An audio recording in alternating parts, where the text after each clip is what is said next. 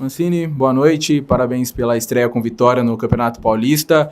É claro, gostaria que você fizesse uma análise da partida, o que você observou desse primeiro jogo, do comportamento do Bragantino, mas a gente ainda não teve oportunidade de falar, também falar dessa sua continuidade, da renovação, o quanto é importante começar um ano mesmo sem pré-temporada.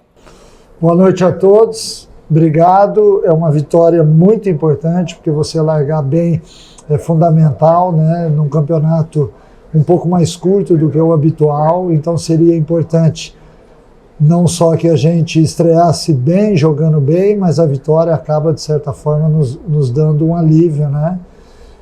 Sobre a continuidade no clube, também é muito importante, porque você inicia o ano já com uma equipe que eu tive a oportunidade de conhecer naqueles últimos 8 jogos do ano passado, e é óbvio que com a chegada de mais alguns atletas a gente vai ter um time ainda mais competitivo, mais forte para encarar não só o Paulista, mas os outros campeonatos, sempre de frente, com futebol envolvente, futebol rápido para frente, que é o nosso objetivo.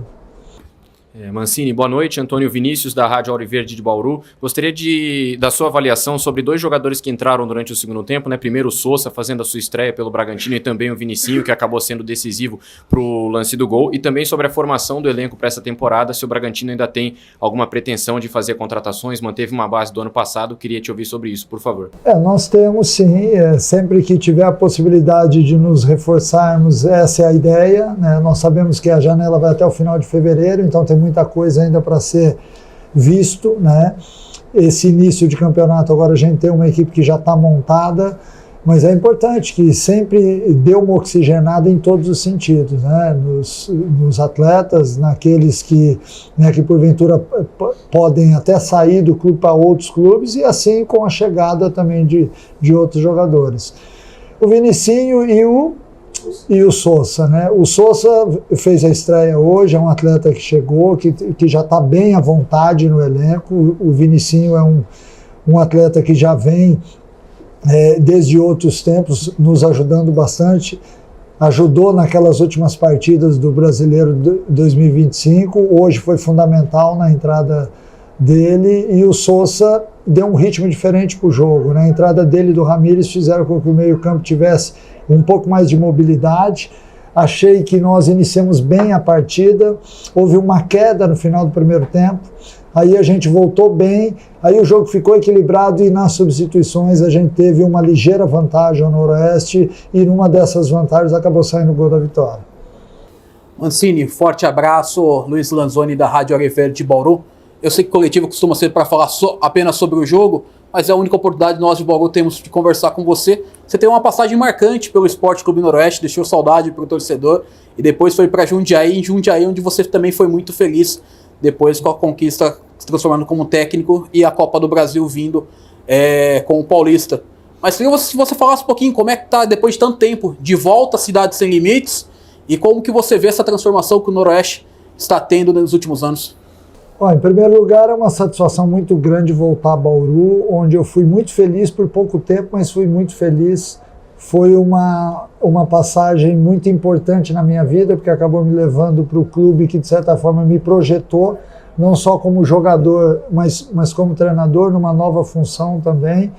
Rapidamente a gente chegou a um título que foi o da Copa do Brasil lá em 2005, e isso, de certa forma, faz parte de uma passagem na minha vida muito vitoriosa. Então eu tenho lembranças maravilhosas, não só dessa época do Paulista, como do Noroeste também, né? Eu já há pouco mais de 20 anos eu não vim aqui a Bauru jogar contra, e volto a dizer, é uma satisfação. Encontrei algumas pessoas que faziam parte do staff do Noroeste naquela época, e isso é sempre motivo de orgulho, né? Você passar pelos lugares e ter boas lembranças, amizades.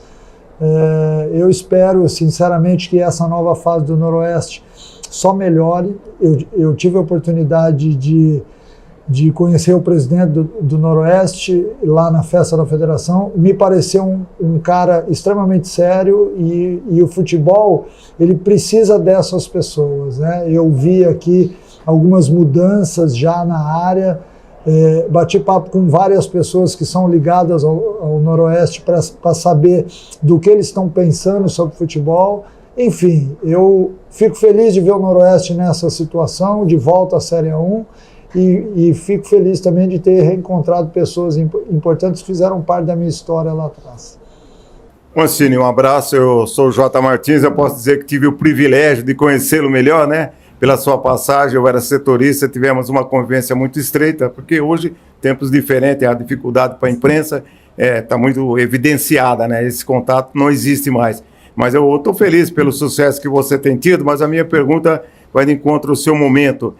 Qual é a maior cobrança que é feita em cima de treinador? Porque a distância nos parece que em Bragança não há uma cobrança tão grande como há nas grandes equipes, mas em contrapartida, uma multinacional que investe pesado também cobra resultados, né? Então, o que é prioridade para você e qual é o momento do estágio do seu trabalho? E uma alegria por te ver em tanto ascensão profissional. Você é uma das pessoas que eu acabei de citar, né? Que eu tive a honra de reencontrar depois de tantos anos. Isso foi 2000, né? Nós estamos em 2026, há 26 anos atrás, e você está aí firme e forte. Enfim, lá também existe pressão, né? Eu acho que o futebol ele é feito exatamente disso. A partir do momento que você tem redes sociais que ou jogam para cima ou jogam para baixo, dependendo do resultado, em qualquer lugar do país a gente vai ter pressão. Nós temos uma estrutura muito boa lá no Red Bull Bragantino, pessoas extremamente qualificadas, ótimos profissionais, mas a gente tem que vencer as partidas, essa é a verdade do futebol. Então a gente entende isso e tenta usar a estrutura, as pessoas que lá estão, que são muito, muito capazes para exatamente fazer o que nós fizemos hoje, um bom jogo, um jogo onde a equipe, embora com 10 dias de treinamento só, fez um belo jogo, no meu ver, diante das circunstâncias, é óbvio. E a gente tem que aprender que no futebol as coisas acontecem dessa forma, né? A gente tem que ser vencedor todos os dias para que nos respeitem. Mas, ao mesmo tempo, a gente sabe que isso acontece também em todas as outras equipes e a gente, muitas vezes, não está aqui para ser validado pelos outros. A gente tem que fazer o nosso trabalho bem feito, ser profissional, que com certeza as coisas virão. Mancini, aproveitar para fazer duas, já que é a reta final, sobre os jogadores que não foram inscritos e que estão treinando, né, desde da reapresentação, Lucão, Nátila Quintana, o próprio Vanderlan também, além do Nathan Camargo e do Luan Cândido. Gostaria que você falasse da situação desses jogadores, se eles vão ser aproveitados ou não, e já projetar o duelo contra o Corinthians. Foi explicado tanto por você quanto pelo Itaberaba que haveria um rodízio muito grande, né, duas equipes. Vai acontecer, o time contra o Corinthians vai ser diferente, ou pelo tempo que tem até a próxima partida, a ideia é manter? Essa ideia, ela é a ideia do momento, né? Nós sabemos que esses atletas que estiveram em campo hoje, dificilmente eles vão ter, fisicamente falando, condições de jogarem na quinta-feira, depois no outro domingo, depois na outra quarta. É difícil, né? Porque é um início de temporada, todas as outras equipes também, eu acredito que estejam pensando sobre isso, e quando você perde jogadores lesionados, que é o que pode acontecer, a situação sempre fica muito mais difícil, né? Então a ideia é exatamente essa. Não sei em que momento a gente fará isso, né? Porque nós também temos que avaliar os números do jogo, e isso vai ser feito amanhã, depois de amanhã, com calma, ver fisiologicamente o desgaste que alguns tiveram. Eu procurei fazer as substituições hoje em cima daqueles que estavam mais desgastados na partida. Talvez esses atletas na terça-feira já estejam recuperados. A gente vai ter que analisar caso a caso para que a gente possa montar um time forte na quinta-feira, porque é um clássico, é um jogo dificílimo. Mesmo sendo dentro de Bragança, a gente vai pensar dessa forma.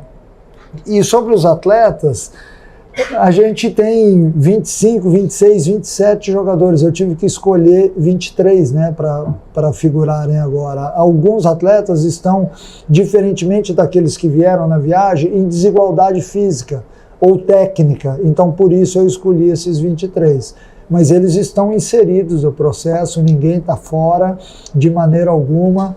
até porque com a sequência de jogos a gente vai com certeza perder alguns atletas e é importante que a gente tenha um número maior para suprir essas deficiências.